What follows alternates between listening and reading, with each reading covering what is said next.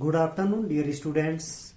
Class 12th mathematics की त्रिविमीय ज्यामिति वाली सीरीज को आगे बढ़ाते हुए तो अब हम प्रश्नावली 11.2 के दूसरे क्वेश्चन को यहाँ पर डिस्कस कर रहे हैं। और ये क्वेश्चन लिखा है, दर्शाइए कि बिंदु 1, -1, 2, 3, 4 और -2 से होकर जाने वाली रेखा बिंदु 0, 3, 2 और 3, 5, 6 से होकर जाने वाली रेखा पर लंबव है।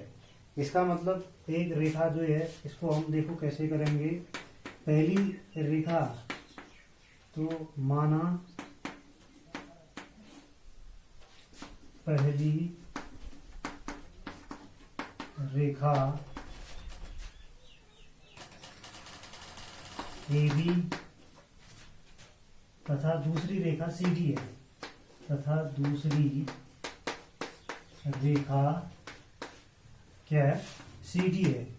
इसका मतलब पहली रेखा ये AB है, A इसके कोऑर्डिनेट क्या है 1, -1, 2 और जो B पॉइंट है उसके कोऑर्डिनेट्स 3, 4, -2। अब यहाँ से दिक् अनुपात आ जाएगा। पहली रेखा AB रेखा के दिक् अनुपात कैसे निकालते हैं बच्चों, पता है आपको फॉर्मूला। वो उसका फॉर्मूला होता है x2 - x1, y2 - y1, z2 - z1। तो ये दिक् अनुपात ठीक है, यहाँ पर आ जाएगा A1 बराबर x2 - x1। It means 3 - 1। तो कितना आ जाएगा, A1 बराबर 3 - 1 बराबर 2। ठीक है, उसके बाद B1 ये आएगा y2 - y1, 4 -1, तो ये आ जाएगा 5।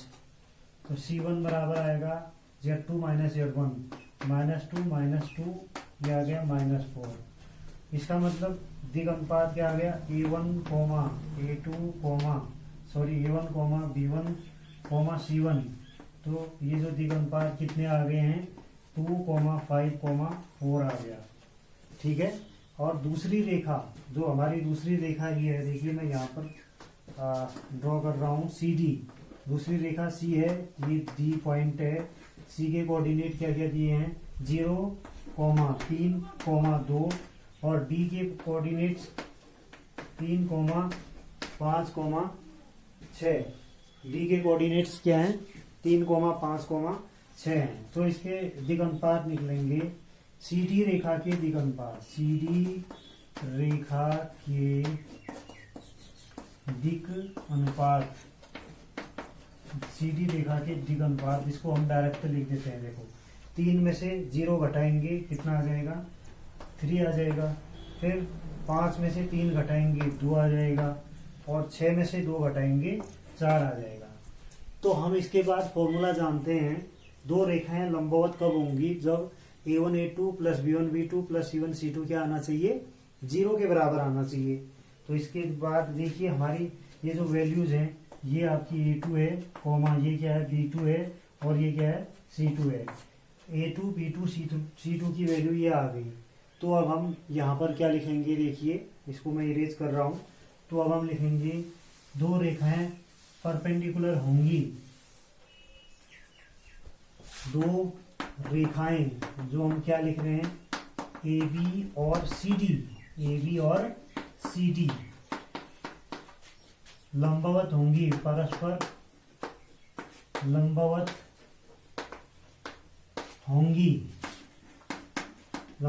होंगी यदि कंडीशन क्या है बच्चों, A1 A2 plus B1 B2 plus C1 C2 यदि क्या आना चाहिए, ये 0 के बराबर आना चाहिए। A1 A2 plus B1 B2 plus C1 C2 किसके बराबर आना चाहिए 0 के बराबर। अब हम वैल्यू पुट करते हैं। A1 की वैल्यू 2 है, दिस इंप्लाइज दैट, तो यहाँ से क्या आ जाएगा A1 की वैल्यू 2, A2 की वैल्यू 3, 2 × 3 प्लस B1 की वैल्यू 5 × B2 की वैल्यू 2, फिर आ जाएगा प्लस इसकी वैल्यू क्या आ जाएगी 4 और C2 की वैल्यू क्या आपकी क्या है, यहाँ पर C2 की वैल्यू ये है 4। अब इनको हम क्या करेंगे, सॉल्व करेंगे। तो यहां से आ जाएगा 3 2 जा 6 प्लस 5 2 जा 10, ठीक है। और यहां से कितना आ जाएगा प्लस 4 सबको 16। लेकिन ये साइन में देखो कहीं गड़बड़ तो नहीं हो रहा है। 3 में से 0 3 आ गया, 5 में से 3 गया 2, और 6 में से 2 गया 4। यहाँ करा 3 में से 1 गया 2, 4 में ये आ गया 5, ठीक है। ऋण 2 ये ऋण 4 है, ठीक है। यहाँ पर जो C1 था वो -4 है। देखिए C1 की वैल्यू क्या है -4, ये आपका -4 होगा तो ये -16 होगा। तो 16 - 16 क्या आ गया, देखिए 0 आ गया। 16 - 16 क्या आ गया, 0 आ गया। तो इसका मतलब A1 A2 plus B1 B2 plus C1 C2 जो इनके डायरेक्शन रेशियोज का प्रोडक्ट अगर 0 आता है तो दी गई रेखाएं AB और CD परस्पर क्या होंगी, लंबवत होंगी। जब इनका प्रोडक्ट 0 आ गया तो रेखाएं परस्पर लंबवत होंगी।